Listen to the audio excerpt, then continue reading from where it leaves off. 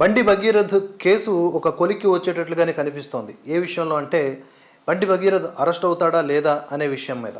ఎందుకంటే త్వరలోనే అతను అరెస్టు కాబోతున్నాడు. ఇంతకుముందు చాలామంది ఇచ్చినటువంటి సూచన ఏంటంటే బండి భగీరథ్ తల్లిదండ్రులే స్వయంగా ముందుకొచ్చి, అంటే బండి సంజయ్ గారు కేంద్ర మంత్రి హోదాలో ఉన్నప్పటికీ కూడా తల్లిదండ్రులే కదా, సో వారే ముందుకొచ్చి మీడియా ముఖతహానం లేకపోతే పోలీసులకు తన బిడ్డను అప్పచెప్పి మా బిడ్డ ఏ తప్పు చేయలేదు, ఇదంతా కూడా వ్యక్తిగత కక్షలు కార్పణ్యాలతో చేస్తున్నటువంటి కుట్ర అని చెప్పి విచారణకు కనుక సహకరించి ఉంటే ఇంత రప్చర్ జరిగి ఉండేది కాదు. ఒకరి మీద ఒకరు కేసులు పెట్టుకున్నా సరే టెక్నికల్గా చూసుకుంటే పోక్సో అనేది చాలా కఠినమైన కేసు, కఠినమైన సెక్షన్లతో కూడుకున్నటువంటి ఒక చట్టం. దాన్ని ప్రయోగించిన తర్వాత వెనక్కి తీసుకోవడము జరగదు.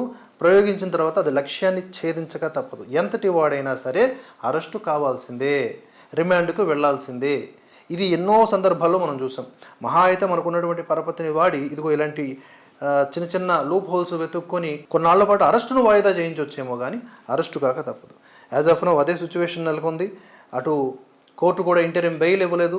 దీంతో పోలీసులు కూడా లుకౌట్ నోటీసులు జారీ చేశారు. అతని కోసం 5 బృందాలు గాలిస్తూ ఉన్నాయి. భగీరథపై ఇప్పటికే పోక్సో కేసు నమోదైంది. అతనితో టచ్లో ఉన్నవారిపై, స్నేహితులు, బంధువుల ఇళ్లపై పోలీసులు నిఘా ఉంచినట్లు సమాచారం. బంజారాహిల్స్లోని బండి సంజయ్ ఇంట్లో ఒక బృందం తనిఖీలు నిర్వహిస్తోంది. ఈ పరిస్థితి కోరి తెచ్చుకున్నది ఎవరు అంటే బండి సంజయ్ గారే అని చెప్పుకోవచ్చు. ఎందుకంటే అక్కడ తప్పు చేయలేదు అనే వాదన కూడా బలంగా ఉంది, తప్పు చేశారు అనే వాదన కూడా బలంగా ఉంది. ఈ రెండింటి మధ్య నిజమేంటో తెలియాలంటే విచారణకు సహకరించాలి అనే ఒక నైతికత ఇటువైపు నుంచి ఉండాలి. ఎవరైతే నిందితులు ఉన్నారో వారి వైపు నుంచి. అటు తల్లిదండ్రులే, ఇటు తల్లిదండ్రులే, మధ్యలో బలవుతున్నది పిల్లలే. కనుక ఇది చాలా దూరం పోయే case. As of now lookout నోటీసులు జారీ అయ్యాయంటే మరికొన్ని గంటల్లో భగీరథ్ లొంగిపోవడం కానీ, భగీరథ్ని పోలీసులు పట్టుకోవడం కానీ ఈ న్యూస్ వస్తుంది.